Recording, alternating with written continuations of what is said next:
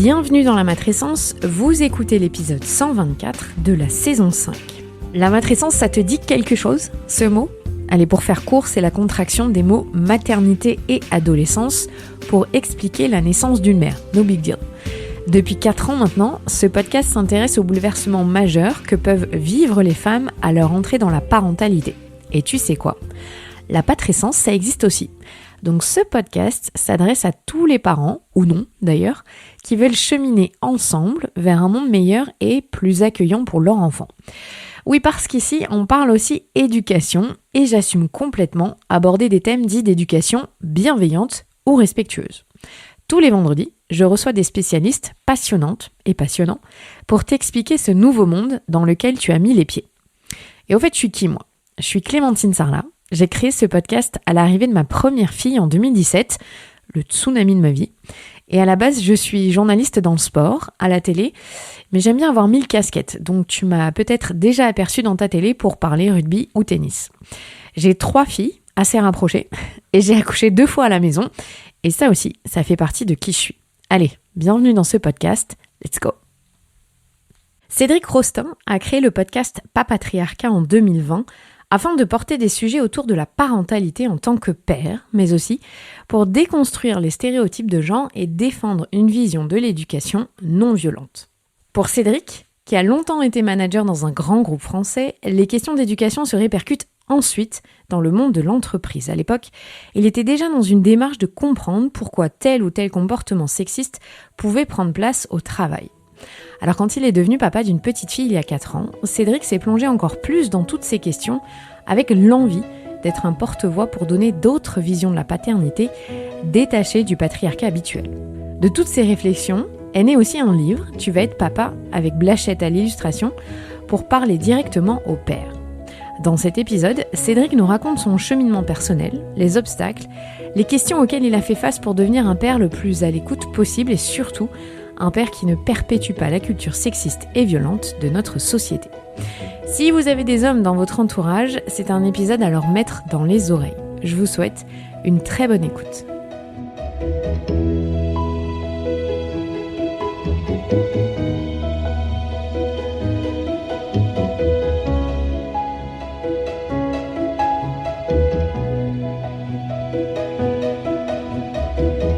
Salut Cédric. Salut Clémentine. Merci d'être venu jusqu'à moi. Je tiens à préciser que cet entretien est réalisé avec l'aide d'une tierce personne, puisque ma fille June est à côté de nous. Elle n'a pas voulu faire la sieste. Et il y a grève à la crèche. Donc on s'adapte. Alors ma première question, pour parler en plein dans le cœur de ton podcast finalement, ça t'est venu comment l'envie d'être père ? Est-ce que c'est ta compagne qui t'a incité, t'a dit je voudrais être mère, ou est-ce que c'est toi qui as initié la conversation ?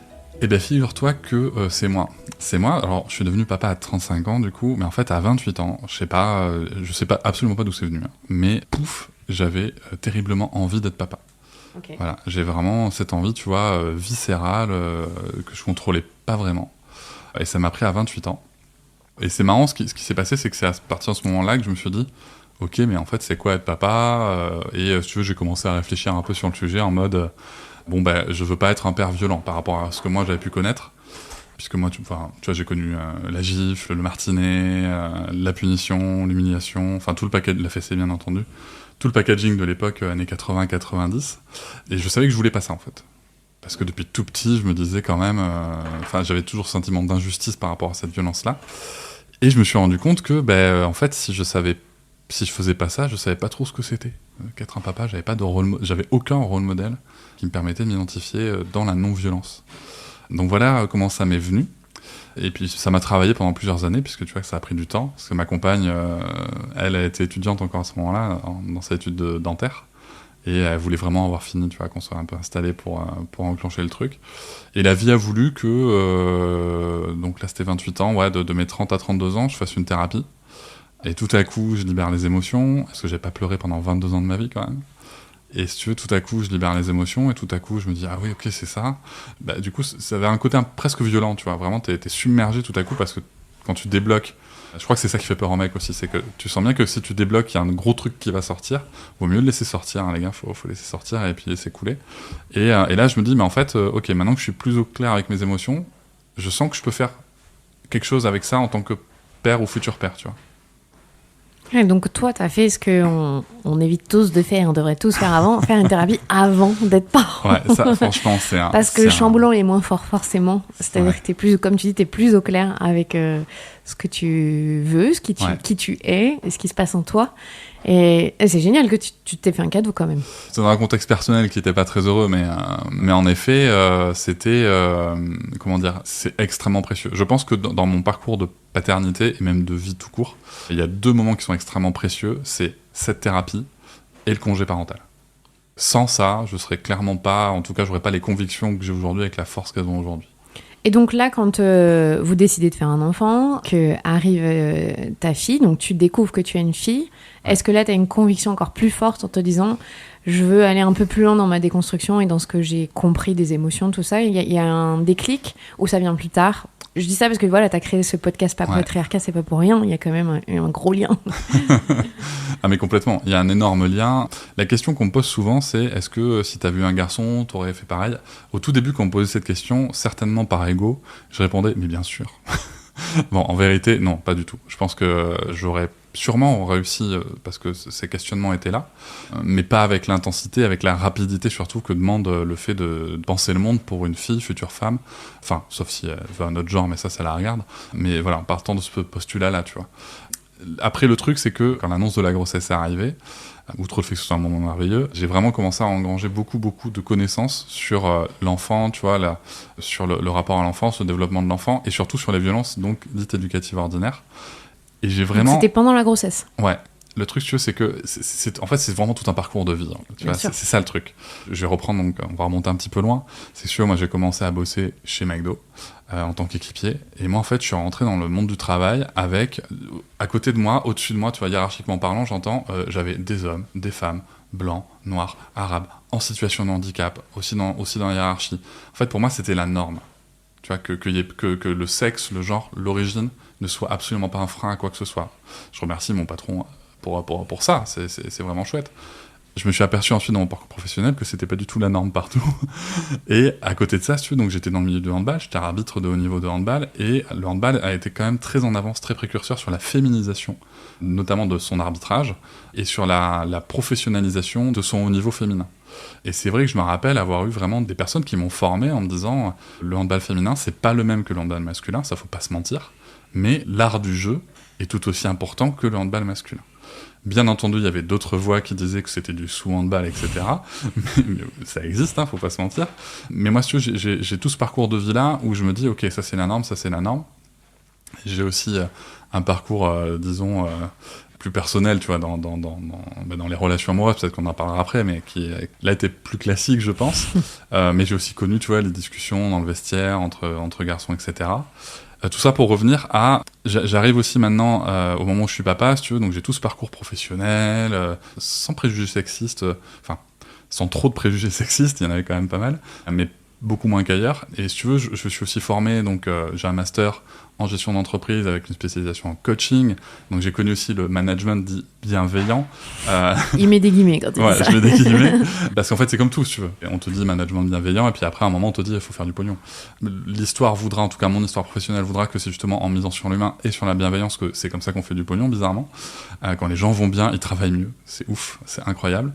Et ça c'était une vraie force aussi, parce que si tu veux, tout ce que je lisais sur l'éducation bienveillante, etc., en fait j'ai jamais vu de dogme moi dedans, tu vois. J'ai jamais vu parce que j'avais déjà lu tellement de textes et j'avais déjà éprouvé ça avec le management, et Dieu sait que management et parentalité, ça se retrouve à plein d'endroits. J'ai jamais vu ça comme des dogmes, monsieur. Je me suis toujours dit, ok, ça c'est une direction qu'on peut suivre, dont on peut s'inspirer, mais la réalité sera sûrement tout autre. Et la réalité est tout autre. Clairement. Et donc, si tu veux, j'arrive avec ça. D'abord, j'ai travaillé sur les violences éducatives ordinaires. Et en fait, quand j'ai pris conscience du système d'oppression adultiste, j'ai vraiment... si tu veux, c'est comme si ça m'avait ouvert les yeux sur plein d'autres systèmes. C'est-à-dire que j'avais conscience du sexisme, j'étais déjà d'ailleurs à la lutte dans l'entreprise sur ces sujets-là, mais j'avais pas conscience de l'aspect systémique, tu vois. Et tout à coup, tu prends conscience de ça, et tout à coup, tu prends conscience aussi des nuances. Tiens, qu'est-ce qui fait que, tu vois, je commence à observer le monde avec vraiment un autre regard. Je commence à me dire, tiens, c'est marrant parce que j'ai telle collaboratrice, quand elle est en ligne de caisse et qu'elle a une robe très courte, alors qu'elle a un short dessous, je précise au cas où, elle se prend des remarques, mais pas des mecs. de ses autres collègues féminines qui lui disent qu'elle peut pas s'habiller comme ça, etc. Qu'est-ce qui crée ça, tu vois? En fait, j'observe ça, et ça me fait me poser des questions, et je me dis, mais comment est-ce qu'on en arrive là? Comment est-ce qu'elles ont été éduquées? Enfin, je me pose beaucoup de questions quand même. Tu vois, j'en parle avec elles, enfin, on en parle et tout. Et je me dis, mais qu'est-ce qui fait ça? Et donc, c'est là où on arrive sur l'éducation non genrée. Qu'est-ce qui fait que on arrive aujourd'hui à observer ces comportements extrêmement genrés très tôt et qui se répercutent jusqu'à tard, jusqu'à dans le monde du travail, parce que moi c'est ça que j'ai adoré dans ce moment-là de ma vie, c'est que d'un côté j'avais, que ce soit pour les principes éducatifs ou le sexisme, etc., si tu veux, d'un côté j'avais toutes ces théories que je lisais, j'observais aussi pas mal ce qui se passait dans les milieux de l'enfance, tu vois, au travers des podcasts, au travers des documentaires et des témoignages, et j'avais aussi ce résultat sur le terrain, avec l'immense diversité que je pouvais avoir, que ce soit chez mes clients ou les gens avec qui je travaillais.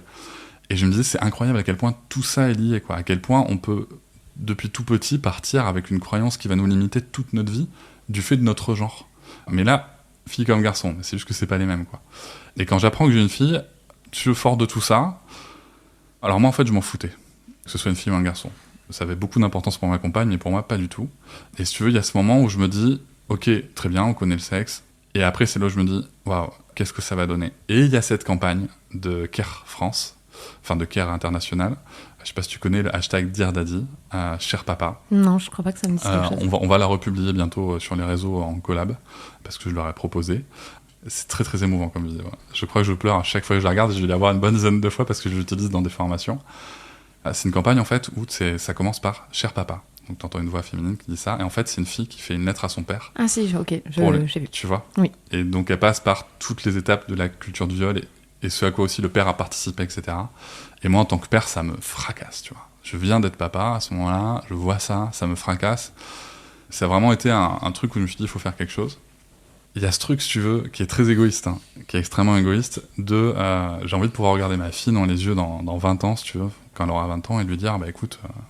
parce que je pense que ça sera toujours le merdier, et je pense qu'elle va me dire, mais vous avez rien fait, tu vois, je pourrais lui dire, écoute, j'ai fait ce que je pouvais, tu vois.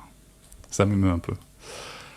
Et donc voilà, donc ça part de là, et c'est ce qui va nourrir beaucoup le côté podcast, le côté pas patriarcat, en tout cas la lutte contre le patriarcat sur ce sujet-là. En fait, tu t'es dit, je veux pas que ma fille me reproche de ne pas avoir essayé de faire bouger les lignes. Il y a un côté comme ça, ouais. Et donc, ta création du podcast, elle vient quelque part, c'est un témoignage d'amour pour ta fille, quelque part. Exactement. Il y a un côté très comme ça. Alors moi, tu vois, j'y vois un côté un peu égoïste, parce que je me dis, je veux être clean vis-à-vis de ma fille, quelque part, mine de rien.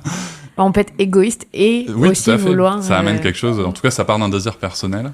Et il y a aussi, tu vois, depuis, après m'être formé au sujet de l'enfant intérieur, etc., il y a aussi une vraie, pas pulsion, mais une vraie volonté interne chez moi, de me dire si je peux faire quelque chose pour que plein d'enfants, en tout cas un maximum possible, ne connaissent pas l'injustice au travers des violences éducatives ordinaires, n'aient pas ce sentiment d'injustice et surtout toutes ces croyances limitantes qui vont s'abattre sur eux, ben, je vais essayer de le faire. Et donc... t'achètes un micro à 20 balles sur le Bon Coin, tu vas voir des tutos vidéo pour faire un démontage sur Audacity, puis tu te dis, allez, je vais dire des trucs dans un micro. Mais à la base, c'est une idée de ma compagne. C'est vrai? Ouais, c'est une idée de ma compagne. C'est elle qui, en m'écoutant parler à la famille, aux amis, aux collègues, m'a dit, elle était vraiment une grosse fan de podcast, vraiment. Première, d'ailleurs, dans le premier public de la matrescence. Et c'est elle qui me dit, écoute, franchement, c'est trop bien comment t'en parles, faut que t'en parles à un micro, faut que tu fasses un podcast, quoi. Et donc on s'est dit, allez. C'est souvent comme ça que ça naît, les projets de podcast. C'est parce qu'on a un truc à dire, à partager, oui. Qu'on voudrait qu'il y ait du monde qui puisse l'entendre. Si on revient un petit peu dans tout ton parcours de vie, ta déconstruction, donc tu l'as bien dit, tu as quand même été dans les vestiaires très masculins, donc dans cette culture du boys club. Ouais. Quand toi, tu étais jeune, tu avais quel rapport aux femmes? Alors, le rapport principal, c'était la séduction. Pour moi, une femme, une fille, c'est une personne à séduire. Enfin, c'était. Et ça s'est déconstruit vachement tard, juste avant que je devienne papa, je crois. Il y avait vraiment, c'est-à-dire que toutes les personnes féminines que j'ai rencontrées, il y avait forcément un rapport de séduction à un moment ou à un autre. Tu vois, ça veut pas dire que moi j'allais les séduire ou essayer de les séduire, tu vois. Ça veut juste dire que je me disais dans ma tête que de toute façon, à un moment, il y a quelque chose dans la séduction qui se joue dans le rapport. Donc tu croyais pas à l'amitié homme-femme? Non. En gros? Non, et c'est par ailleurs le fait d'avoir notamment travaillé avec des femmes, notamment en direction, qui m'ont montré que non, en fait, il n'y a pas besoin d'être dans ce rapport-là. Mais c'était compliqué aussi parce que la première directrice que j'ai connue était dans ce rapport-là, dans son management. Tu vois, donc c'est ça qui était un peu troublant parce que, enfin, tu vois, il y avait des phrases un peu allez pour me faire plaisir et tout. Enfin, tu vois, c'était entre. C'est pas ambigu du tout. Tu vois, voilà, c'est quand c'est ta directrice quand même, ça peut être dérangeant. Et ça l'était en tout cas pour moi. J'ai connu aussi, tu vois, même dans mon dernier emploi à la Fnac, des personnes dans la com qui commençaient un mail ou un texto par salut beau gosse, machin. Enfin, t'es là, tu fais excuse-moi, mais non, c'est pas comme ça qu'on s'adresse. Non, mais ça va, détends-toi. Non, mais non, en fait. Et en plus, surtout, moi, je savais très bien que les RH par ailleurs étaient très clairs là-dessus, c'est que si tu faisais l'inverse, ah oui, c'est pas la même. c'était extrêmement grave, tu oui. vois. Donc non, ça allait pas du tout. Et donc toi, quand t'étais jeune, t'avais donc ce rapport de séduction, pardon, et séduction et moi j'étais vraiment dans cet état d'esprit en mode non, mais moi je suis un mec qui pense que y a pas de problème, oui, voilà, qu'on est tous égaux.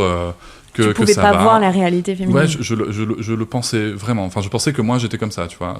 Enfin, j'écoutais quand j'étais plus jeune, tu vois, j'écoutais Trio avec un homme qui aime les femmes et je trouvais ça. Tu vois, il y a aussi quand même des supports culturels qui m'ont permis d'avancer, tu vois. C'est-à-dire que moi je pensais très clairement que par exemple une femme qui avait beaucoup de partenaires n'était pas amoindrie dans sa valeur d'être humain qu'un homme qui avait beaucoup de partenaires, tu vois. Ça vraiment ça. Donc t'étais déjà c'était acquis. T'étais quand même déjà un tout petit peu plus en avance que la moyenne. Mais en effet, il y avait ce côté-là, et puis c'est vrai que dans les vestiaires du sport, tu vois, il y avait ce côté dès qu'on parlait des filles, c'était c'était la boucherie, quoi. Enfin, il y avait une réduction à l'état de cible, de proie, de morceaux de viande, de tout ce que tu veux, et surtout de quel score tu vas faire, tu vois. C'est-à-dire qu'est-ce que tu vas réussir à lui faire.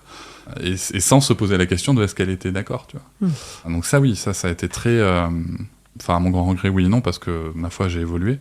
Ça, oui, c'était la culture, quoi. Et est-ce que, à cette époque, tu ressens quand même quelque part au fond de toi que cette culture a fait du mal à vous aussi, les hommes ? Bien sûr, tu sens cette dissociation ? Ah, mais moi, j'ai été dans mon adolescence, du coup, il y a eu cette période au collège où, pour moi, c'était un vrai...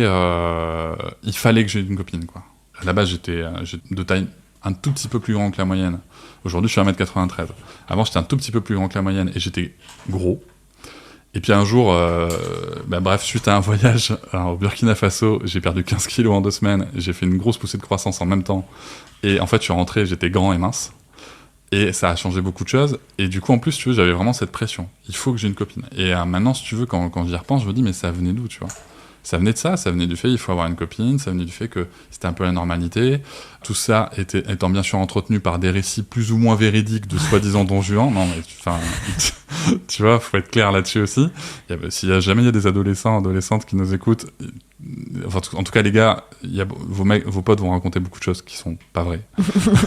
Soyez en sûrs. Ah, mais c'est horrible parce que c'est un cercle vicieux, quoi. Mais bien sûr. Il y a aucune possibilité d'être vulnérable et d'être authentique. Mais non.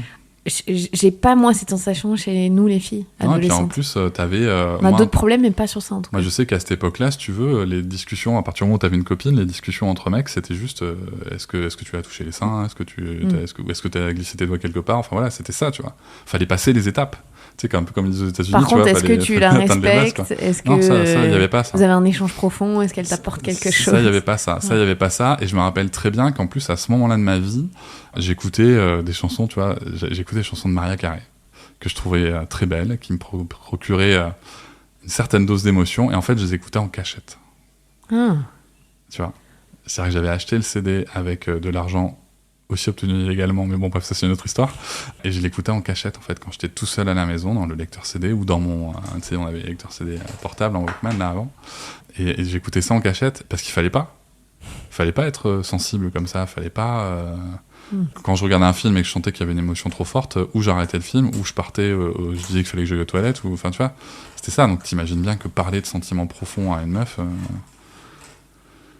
on en revient toujours à la même chose, c'est la pauvreté du langage émotionnel chez les hommes, et comment, pas qu'ils le ressentent pas, mais l'incapacité à avoir le droit à s'autoriser. Hermione Granger le résume très bien dans Harry Potter quand elle s'adresse à Ron Weasley. Elle lui dit t'as la capacité émotionnelle d'une petite cuillère.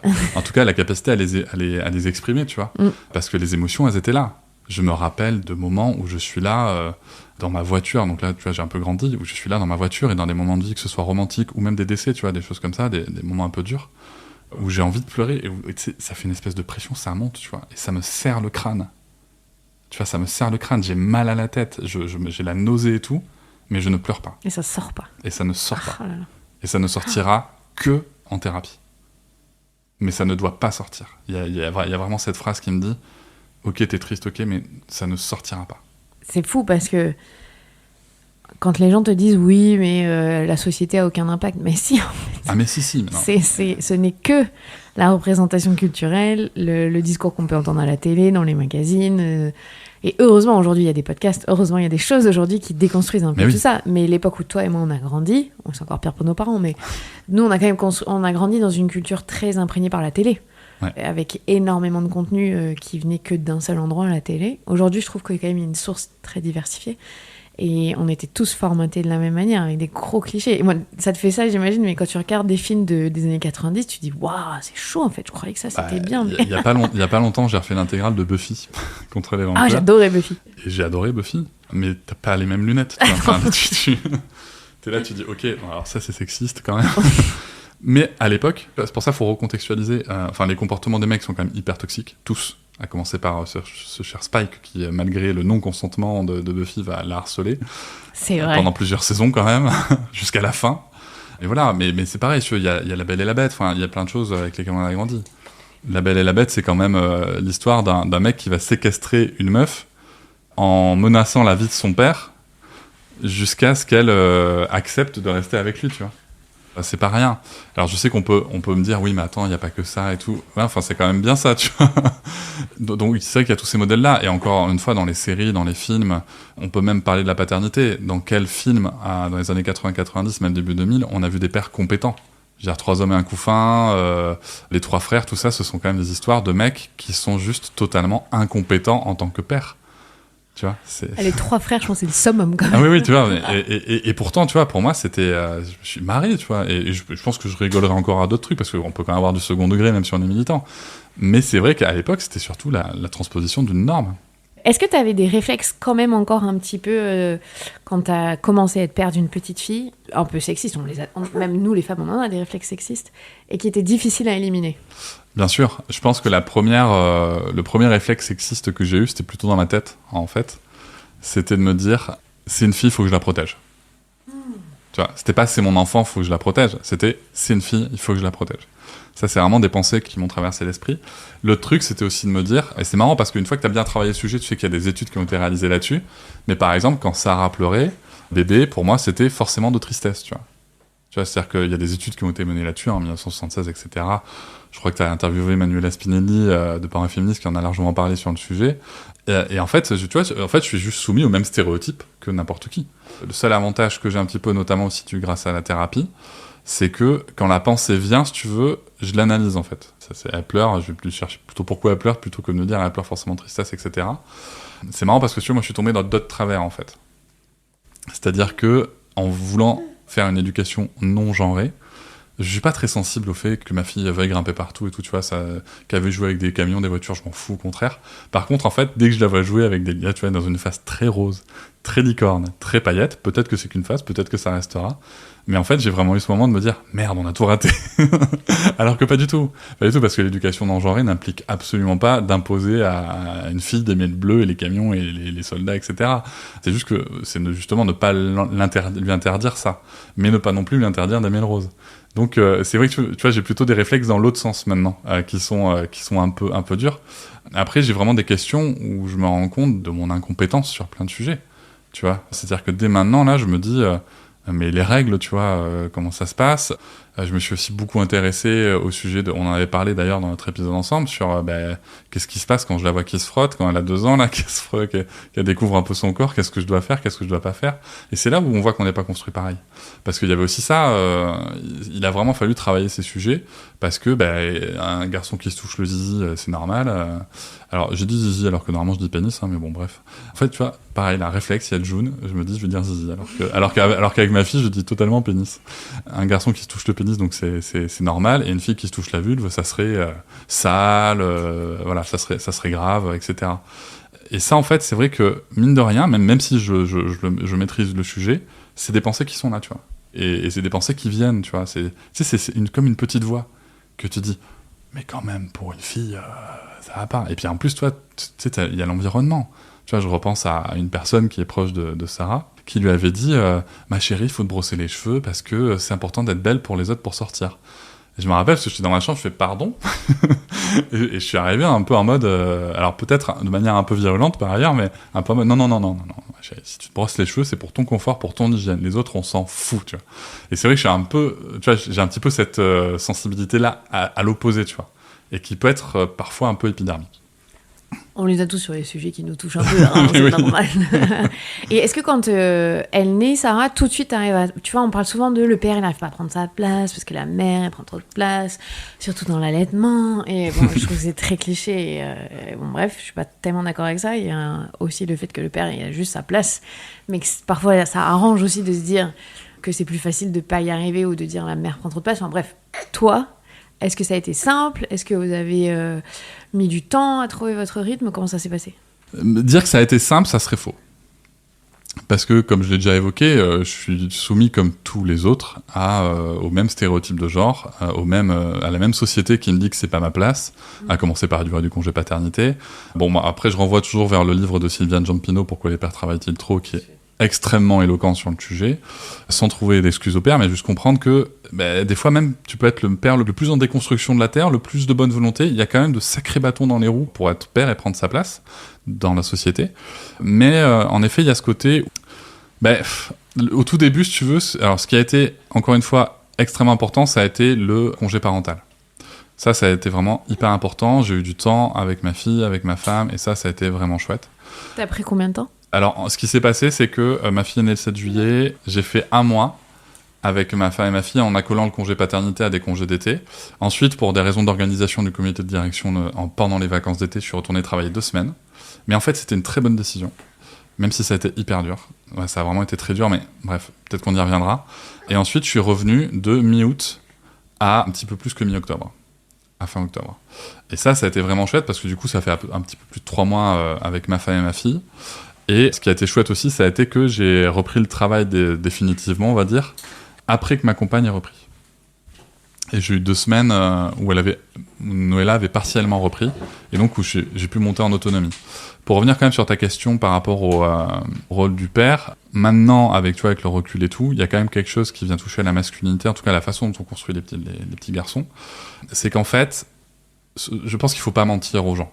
Les premières semaines, en tout cas, avec un allaitement au sein, etc., je sais pas ce que c'est le biberon, tu sers pas à grand-chose dans la relation à l'enfant.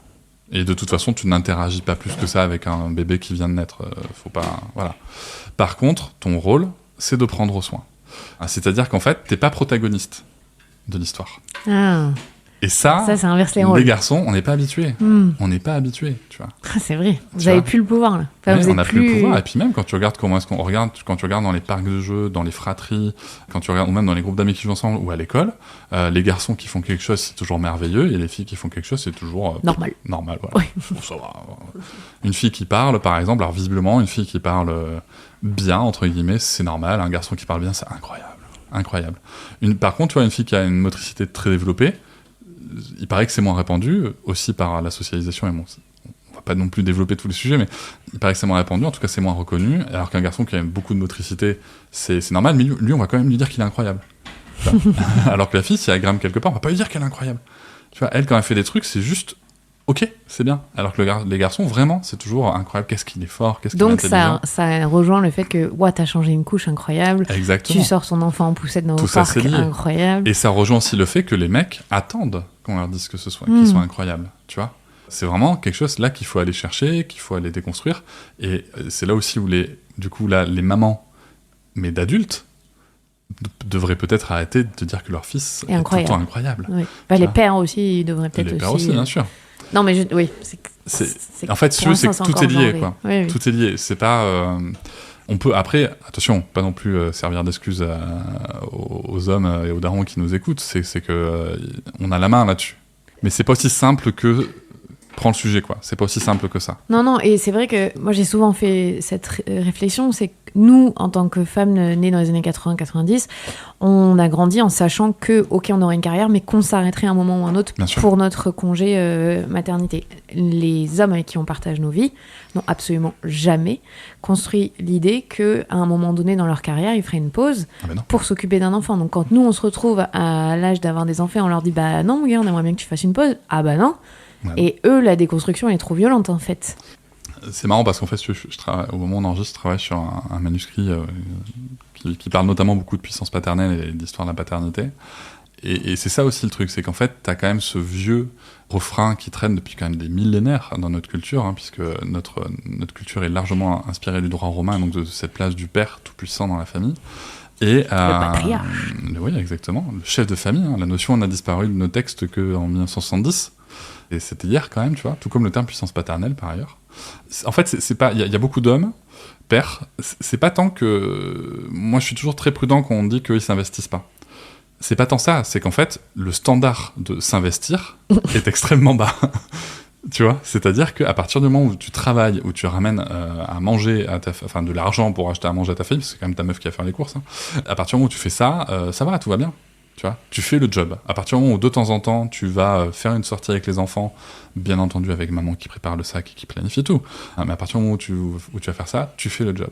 Alors qu'en fait, le job, il est beaucoup plus vaste que ça, pas beaucoup plus complexe, mais beaucoup plus vaste. C'est juste qu'en fait, on n'a pas de représentation comme ça. Nous, nos représentations de la paternité, c'est plutôt Al Bundy dans Marié 2 enfants, si tu veux, pour notre génération, concrètement, tu vois. On a extrêmement peu de représentation, à part peut-être, alors pour les plus âgés, Madame est servie, tu vois. Moi, je me rappelle de ça, de Tony Danza, qui joue un homme à tout faire, un homme de ménage chez une femme blanche riche, et tu te dis, waouh, et puis en plus, tu vois, qui est papa solo, enfin, c'était quand même, à l'époque, c'était révolutionnaire, quand même, tu vois, quand y penses. Mais qui reste quand même dans un certain, tu vois, en plus, italien, dans une certaine culture un peu macho, mais avec de vraies ouvertures. Mais mis à part cette exception-là, on n'avait rien, tu vois, pour se dire que c'est pas ça notre rôle. Au contraire, notre rôle, celui qui est valorisé, c'est rester travailler tard le soir, surtout en France.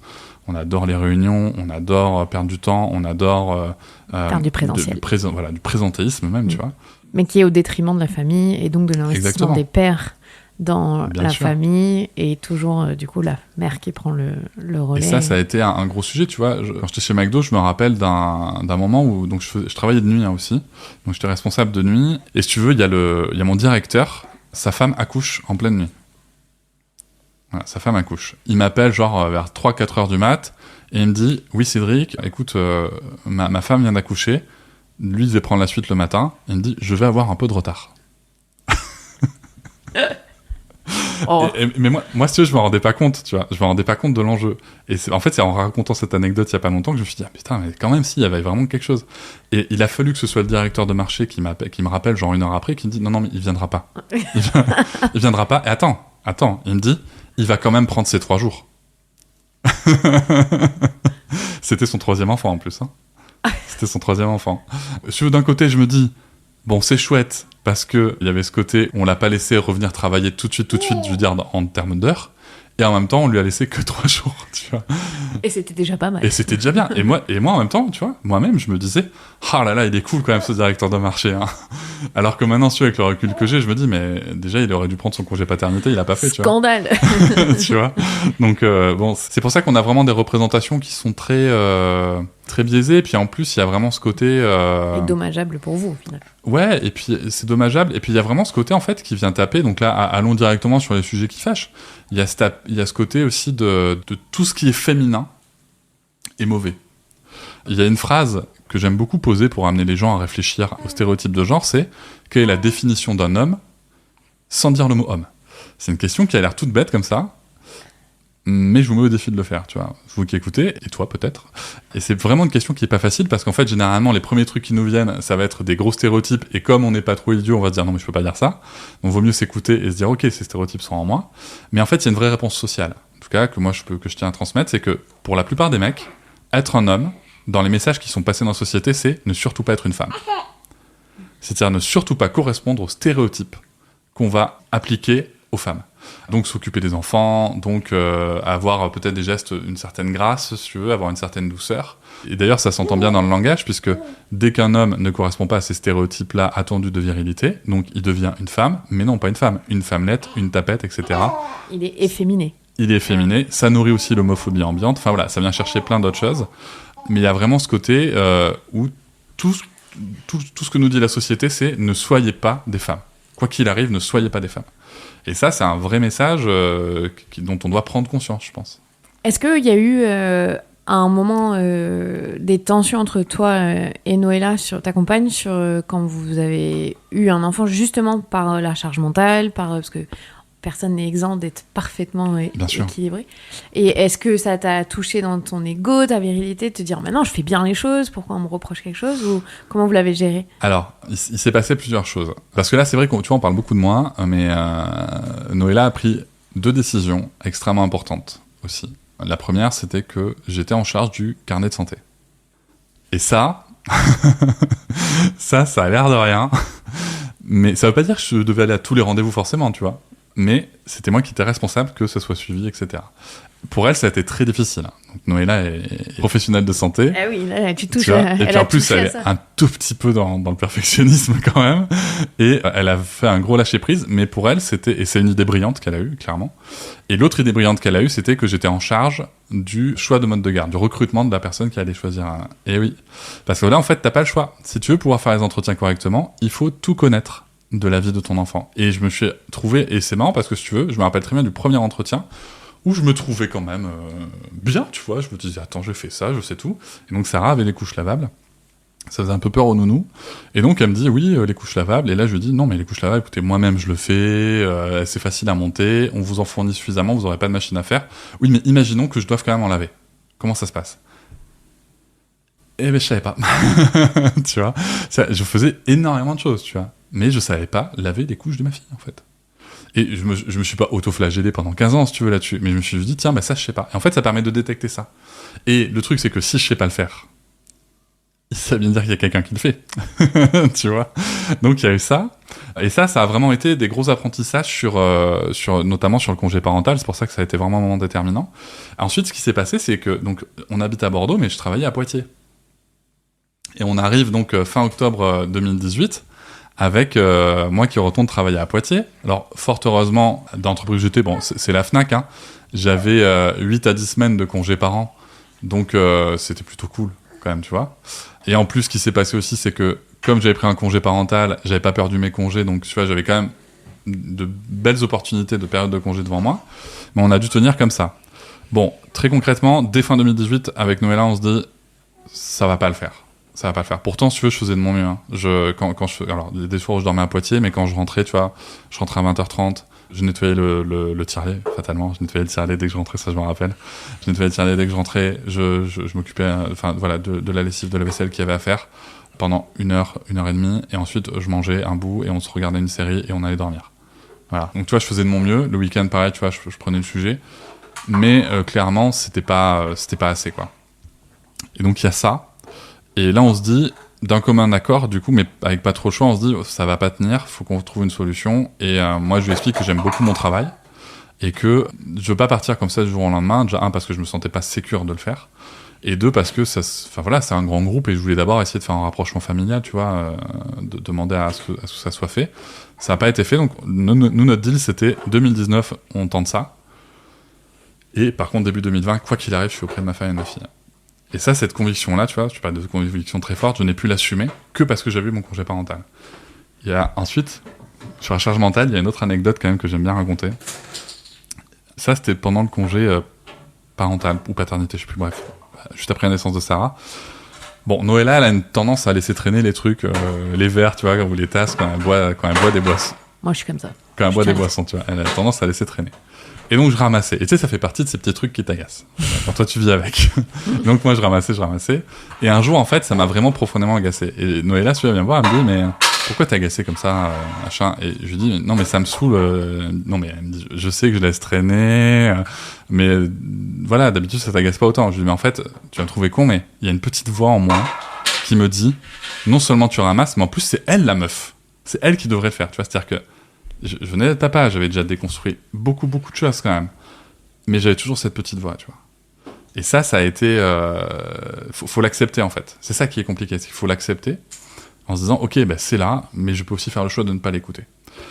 Et après, en 2020, bah, écoute, il se trouve que la charge mentale a été largement bousculée puisque je ne travaillais plus en entreprise à l'extérieur du domicile et j'étais tout le temps là. Et là, j'ai découvert en effet que ce que je trouve, moi, douloureux dans la charge mentale, c'est pas tant... tu vois, je trouve que les exercices qu'on peut faire, tu vois, de répartition, de se dire, voilà, est-ce qu'on est OK dans le foyer et tout, il faut le faire. J'encourage tout le monde à le faire, c'est intéressant. Mais je trouve que c'est pas ça la charge mentale qui fait mal. Moi, je trouve que la charge mentale qui fait mal, c'est le manque de considération.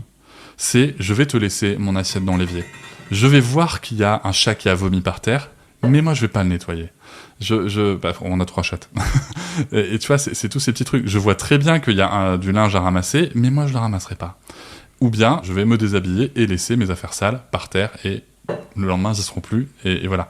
Et ça, je trouve qu'en fait, ça va au-delà du sujet de compétence de chacun, du sujet de répartition. C'est vraiment la considération. Parce qu'en fait, pour avoir ces comportements-là, il faut juste, à un moment, considérer que le temps et l'énergie de l'autre est moins précieux que le nôtre.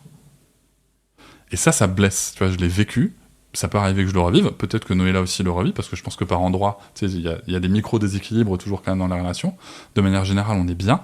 Mais en tout cas, je l'ai vécu de manière plus intense, du coup, quand j'ai arrêté de travailler. Et ça blesse beaucoup, tu vois. Et ça blesse énormément, je trouve. Tout l'art du couple est d'arriver c'est ça. à dire OK sur certains trucs et l'autre non négociable. Est-ce que là, maintenant que ta fille, elle a quand même grandi, elle verbalise des choses. Alors, c'est marrant la référence que tu fais au fait qu'elle aime le rose, les licornes, alors qu'elle ne va pas à l'école. Parce que moi, j'ai une fille qui est pareille, qui va avoir 6 ans, mais qui est largement influencée par la Reine des Neiges, l'école, les copines. Est-ce que toi, tu as des discussions un peu plus profondes avec elle sur ces thèmes-là, ou est-ce que c'est des choses que vous n'abordez pas et c'est simplement du quotidien de vie? Alors, ce sont des choses qu'on aborde. C'est vrai qu'on n'a pas précisé que ma fille est en instruction en famille pour l'instant, et donc elle est pas influencée par l'école, mais en fait, elle est influencée par ses pairs. C'est-à-dire qu'il y a pas P-E-R-E, mais P-A-I-R-E. Il y a un très bon livre d'ailleurs de Martine Court qui s'appelle La sociologie de l'enfance. Nos enfants ont leur propre vie, ont leurs propres codes sociaux, ont leur propre sociabilité. Et ça, c'est important de le savoir. Et ses pairs sont aussi influencés par l'école, enfin, si elle a des copines, dans ses cercles d'amis, elle a des copines où il y a des parents qui font des choix très différents que des nôtres. Tu vois, par exemple, on a un couple d'amis, une de leurs petites filles de 9 mois était déjà en maillot 2 pièces. À 9 mois, tu vois. Je jette pas la pierre, la question est pas là. C'est juste qu'en fait, tu vois que la norme sexiste est déjà installée très tôt. Et donc, elle est face à ça. Et puis aussi, en fait, tout simplement, écoute, elle en a d'autres références, tu vois. Elle a d'autres supports, d'autres représentations, voilà, c'est le mot que je cherchais. Mais écoute, elle aime celle-là, par contre, on va discuter. C'est-à-dire que c'est vraiment, moi je suis une princesse, ok, c'est quoi être une princesse, tu vois. Et après, le seul truc qui me rassure, si tu veux, c'est que on a été allé visiter un parc médiéval il y a pas longtemps, et en fait, elle vient me voir, moi je suis une princesse, mais en fait sa tenue de la princesse, il y avait aussi un bouclier et une épée, tu vois. Donc je me dis, lâche prise, Cédric, quand même, tu vois. Le job est fait, elle a le droit de vouloir être une princesse, elle a le droit de vouloir être plein de choses. Mais c'est vrai qu'on parle beaucoup de ça, on déconstruit beaucoup de supports là-dessus. C'est pas des discussions simples, tu vois, parce qu'il y a le genre qui s'invite, la distinction entre le sexe et le genre. Et alors, nous, on a pris le parti, j'en avais parlé avec Charlène Vermont, qui est pas forcément sur le même chemin que moi, mais moi, j'ai pris le parti de lui expliquer ce qu'était une femelle et ce qu'est un mâle de notre espèce, justement pour qu'elle puisse détacher les stéréotypes du sexe. Et c'est marrant parce qu'une fois, elle vient me voir avec le livre de Mulan, et elle me dit, t'as vu Mulan, c'est marrant parce que c'est une femelle, mais elle est et un garçon et une fille. Tu vois, et je trouve ça génial. Elle a 4 ans, elle me dit ça, tu vois. Et je me dis, ok, il y a quand même des choses qui se passent dans sa tête. Elle voit il y a des niveaux de lecture possibles. On peut le faire, quoi. Ça me fait penser, là, quand on parle de déconstruction, que c'est un peu facile d'avoir l'air d'un mec génial comme ça, là, parce que on a réfléchi des trucs, on s'est intéressé, qu'on a fait le travail minimum de recherche.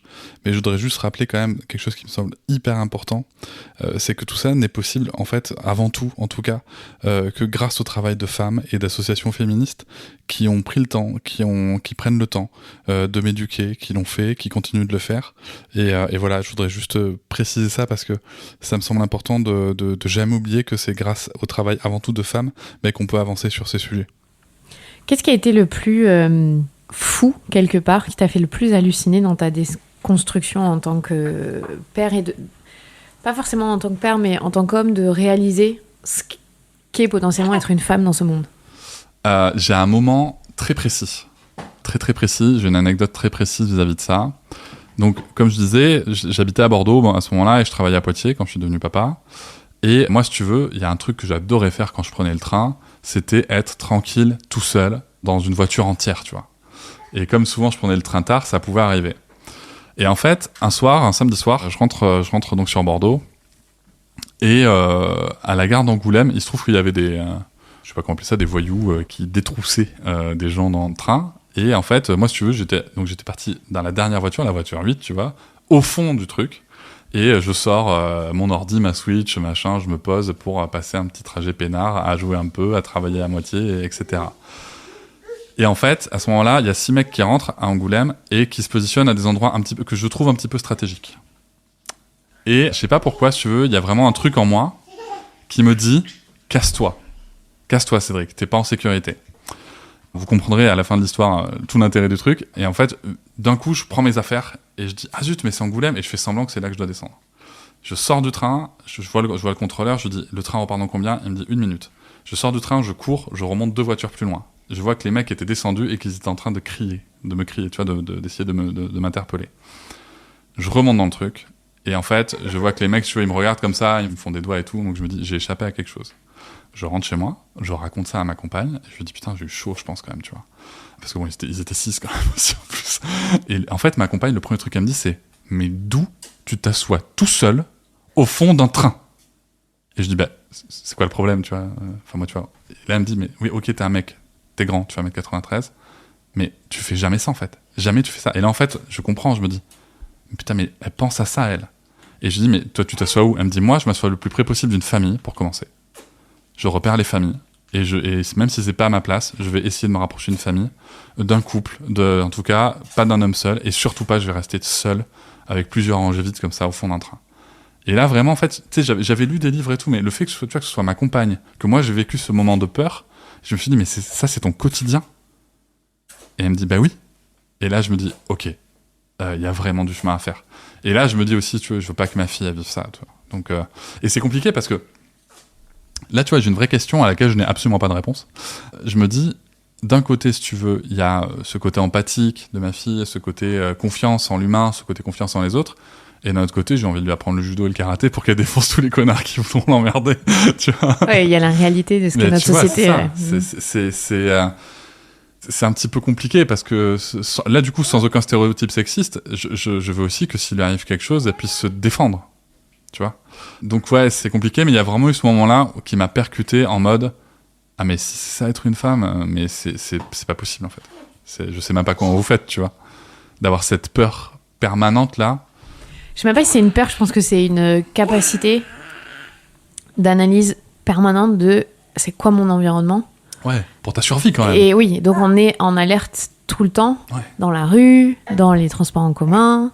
Et on n'y fait même plus attention, c'est devenu des réflexes normaux. Ouais, mais ça tombe de l'énergie quand même, tu vois. Ah, bah c'est une énergie. Tu vois, j'en étais même venu à me dire après cet événement-là que est-ce que c'est pas aussi pour ça que parfois des mecs peuvent être aussi plus productifs que des meufs parce qu'on dépense pas la même énergie en fait. Moi, je ne dépense aucune énergie de sécurité, de survie en me déplaçant à mon travail ou quoi. Jamais, tu vois. Comme pour les minorités. Exactement, tout à fait. Ben ouais, en plus je suis blanc, donc t'imagines. C'est clair. Mais tout comme quand je roule en voiture et que je croise des flics, j'ai pas spécialement peur, tu vois. C'est vrai, moi non plus. Si on termine par une question, est-ce que c'est possible de ne pas être toxique en tant que père avec sa fille ? Oui, je pense que oui. Tout dépend ce qu'on met derrière toxique, déjà. Je pense que le premier point important pour ne pas être toxique avec... Alors, sa fille ou même son fils, j'ai envie de dire, j'aurais peut-être une anecdote là-dessus par rapport au garçon, c'est de connaître les droits de l'enfant, en fait, tout simplement. Les droits de ses enfants, les droits notamment d'être entendu, les droits d'explorer, de comprendre qu'accompagner notre enfant, c'est certes le sécuriser, mais c'est aussi l'émanciper, donc il y a un équilibre qui n'est pas toujours évident.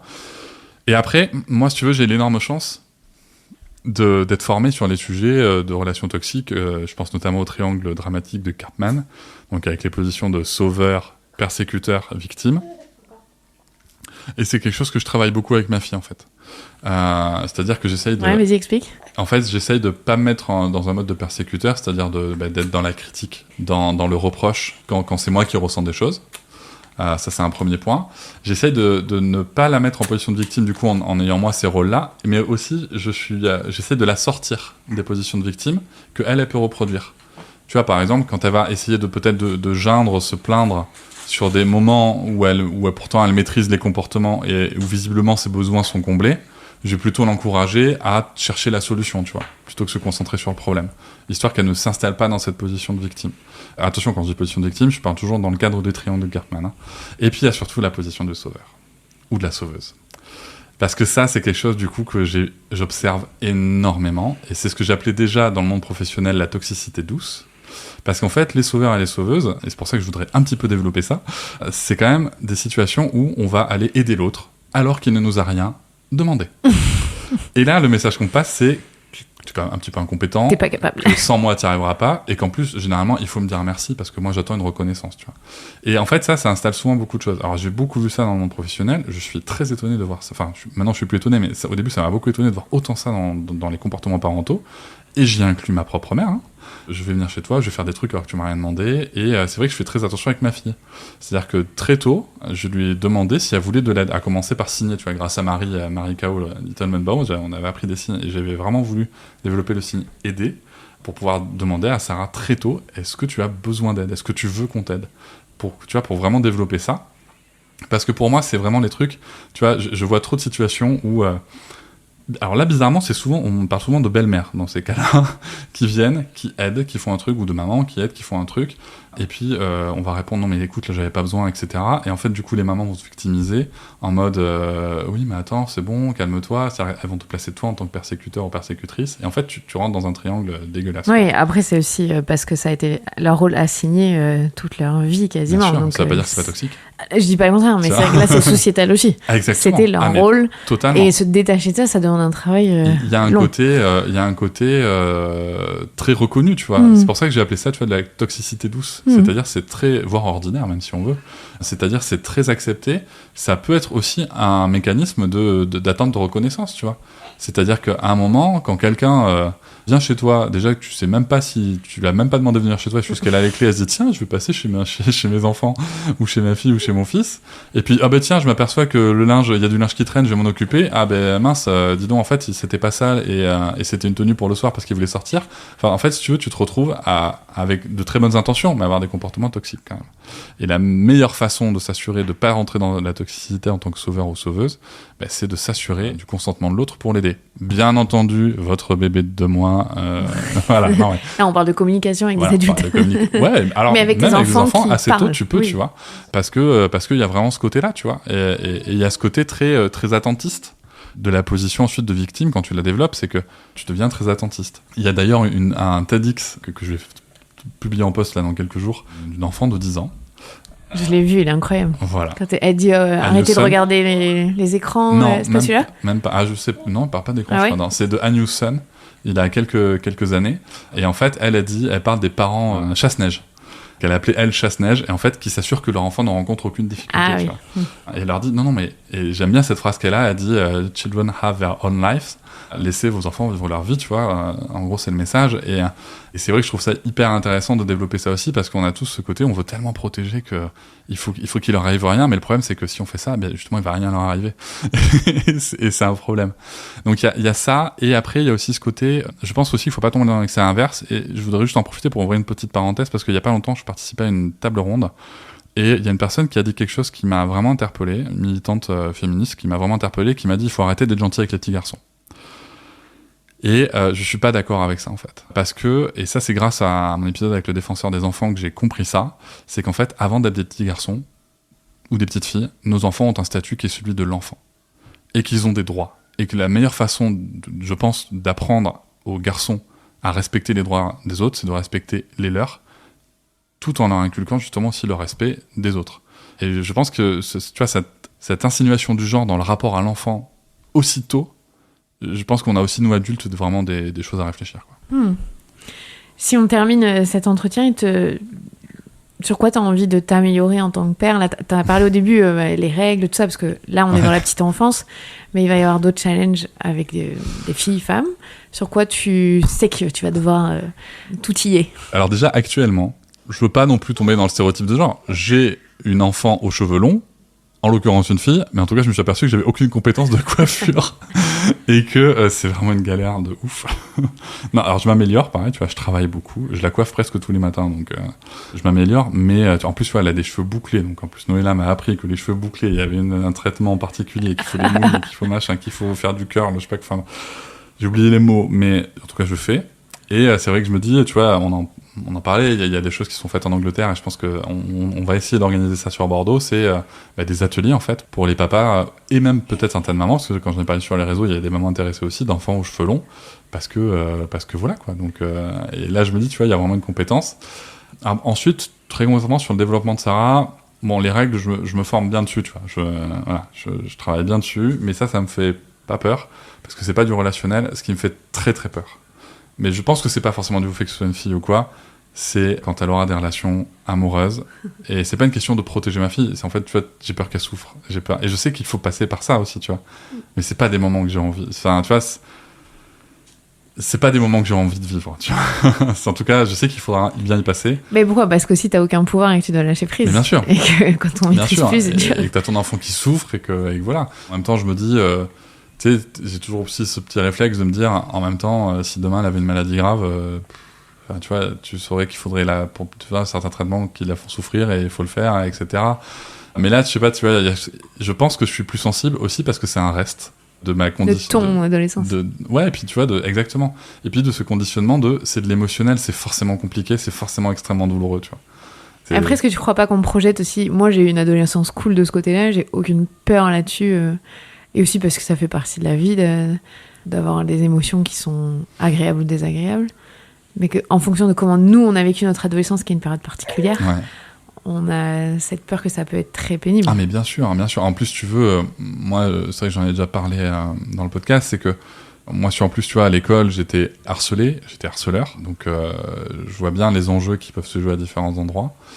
En fait, je sais pas, si tu veux, il y a un côté où... Je sais lui mettre un pansement, tu vois, quand elle se coupe. Je saurais pas lui en mettre sur le cœur, tu vois. Et je sais que c'est aussi un moment où il faut lâcher prise, en effet, comme tu dis, et la laisser s'émanciper et la laisser se réparer par elle-même. Mais ça me tarde pas, en fait. Vraiment pas. Il y a plein de trucs. Enfin, il me tarde de la découvrir, de voir qui elle sera, etc. Mais il me tarde pas d'être dans cette posture-là. Et en même temps, pour être totalement transparent, je sais que je serai extrêmement fier et heureux qu'elle vienne m'en parler. C'est vraiment une ambivalence particulière. Merci beaucoup, Cédric, Merci pour à cette toi. discussion hyper intéressante. Merci à June, qui a pas fait de bruit. C'est vrai. Tu fais bah. C'était chouette, June. T'as rigolé un peu, mais c'était cool. Merci. Merci à toi. Ça fait 2 ans que qu'on essayait de se voir pour faire cette interview, donc entre trop de bébés et trop de bébés. Et on n'a même pas parlé de mon livre. Alors vas-y, c'est quoi ton livre ? Il sort quand ? Ah non, celui qui est déjà sorti. Oui. Et ben je le présenterai sur les réseaux sociaux. Incroyable. Tu vas devenir papa. Tu vas être papa. Tu vas être papa. Aux éditions First. Et illustré par Blachette. C'est vrai, très intéressant et super cool le livre. Je l'ai lu. Si vous allez être papa, si vous connaissez quelqu'un qui va être papa, allez-y, achetez-le. Merci Cédric. Merci. C'était Cédric Rostin, podcasteur et auteur du livre Tu vas être papa. Je suis Clémentine Sarlat, votre hôte. Si vous avez aimé cet épisode, n'hésitez pas à le partager autour de vous. D'ailleurs, d'après Spotify, La Matrescence fait partie des 1% de podcasts dans le monde les plus partagés, via WhatsApp notamment. Alors un très très très très grand merci. Pour soutenir le podcast, rendez-vous sur Patreon, www.patreon.com/Clémentine Sarlat. Si vous cherchez un épisode, rendez-vous en revanche sur le site www.lamatrescence.fr. À la semaine prochaine. Prenez soin de vous.